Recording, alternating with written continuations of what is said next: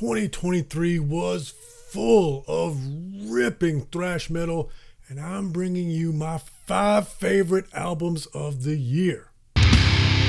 Welcome, metalheads. I'm the host of Heavy Metal Philosophy and writer for Metal Digest, John Barbas. Make sure you stick around to the end of the episode for this week's Riff of the Week. It's getting close to Album of the Year time, and this year I want to do it a little bit different. In 2021, for my Album of the Year episode, I did it kind of like an award show where I gave the albums of the year for different categories and then an overall album of the year. And that was a lot of fun, but it was kind of a bloated episode. So for 2022, I just did a top 10 albums of the year.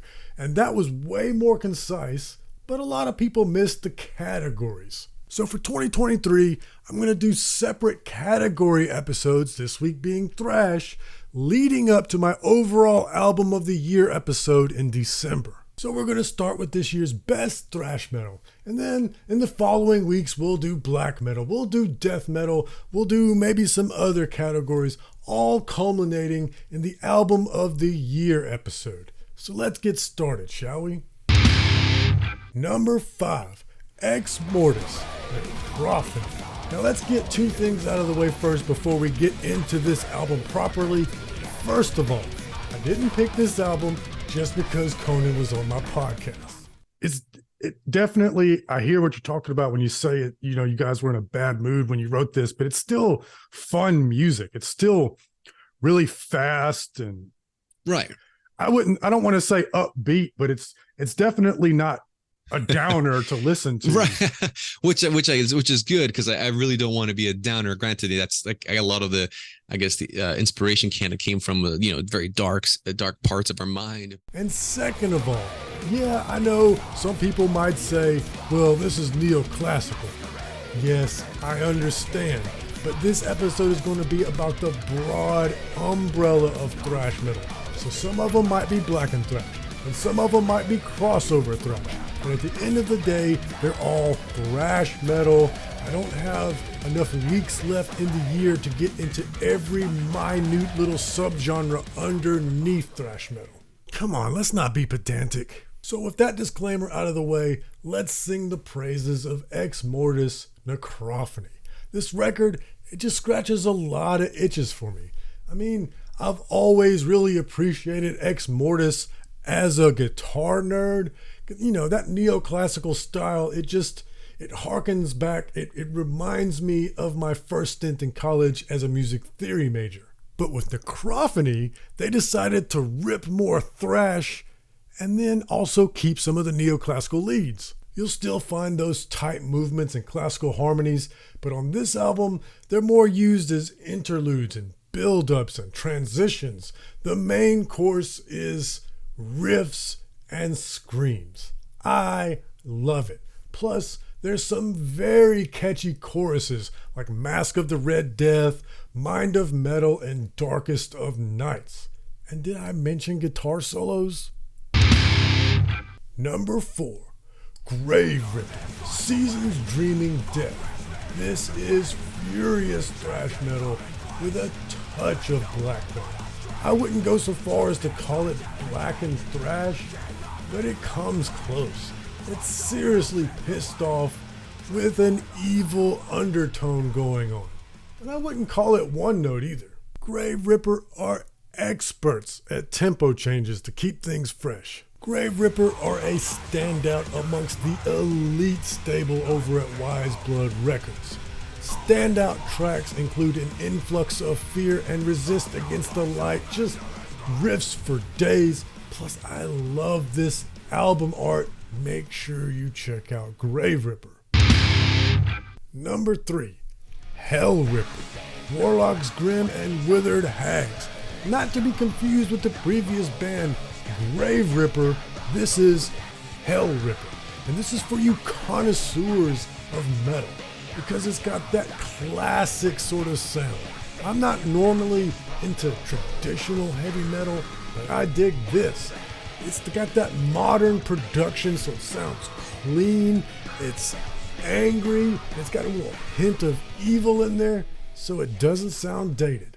This one really could be considered speed metal, but I love this album so much, we're just going to say close enough. James McBain had already made a name for himself in the underground with his previous Hellripper albums and EPs, but this one really pushed him into notoriety, and I'd say well deserved, because this one is quite a bit more ambitious than the previous releases. And I don't mean that in the artsy way.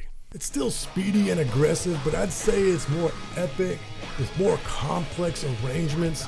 It's kind of the natural progression from their previous albums. It's all killer, no filler. But let's shout out Goat Vomit Nightmare and the Hissing Marches. This is for you dilettantes of metal. If you consider yourself that, then this one should rank high for you. Number 2, King Abyss, Snake Oil. Now with these top 2 bands, now we're getting into this sort of thrash metal that I can't get enough of. This is that kind of thrash metal that's super heavy and super groovy, and it just induces involuntary headbanging. You can do all the nerdy music theory stuff and guitar acrobatics, and I'm gonna love it. But the ultimate for me is involuntary headbanging. If you make me forget where I'm at and what I'm doing and my head is moving, I love you. And that means I love King Abyss.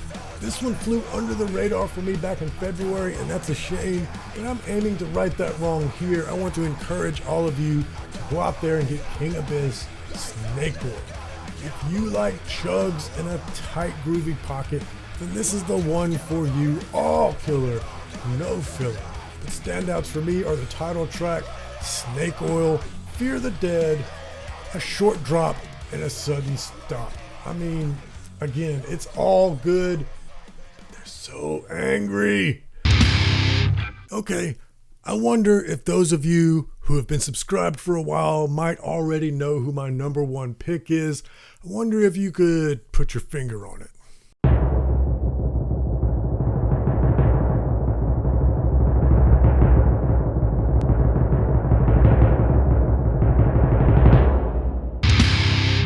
Number 1, Inforced War Remains. This is one of the heaviest thrash metal records in recent memory. Forget the year 2023, in recent memory. I saw this band open up for 200 Stab Wounds and Undeath, 2 of the top and most heaviest up-and-coming death metal bands, and Inforced held their own. That's right, this thrash metal band is as heavy as death metal. And that's thanks to how angry the music is and the best groove in all of thrash metal. Their rhythm section is insane. They will bash your head in, all the while making your upper lip curl as if you smell something bad nearby. Then you add in Knox Colby's growling bark over the top of that, and it's a recipe for whiplash. And really, I mean, in my opinion, when it comes to new up-and-coming thrash metal bands, it's Inforced and High Command, and then everybody else. I mean, unfortunately, we won't be getting any more Power Trip records, but Inforced is still carrying the flag. This album isn't much different than their previous record, the acclaimed Kill Grid. That's good. There's no need to iterate on perfection. Keep doing that. Standouts are Aggressive Menace, Nation of Fear, and Hang By My Hand. But again, it's all killer, no filler on this record. I mean, technically, all 5 of these albums are all killer, no filler. I mean, that's why they're on my Album of the Year list. And we're just getting started, because in the coming weeks, we'll also be breaking down the best albums of the other genres of metal as well, leading up to the penultimate Album of the Year episode. So hit like and subscribe so you don't miss that.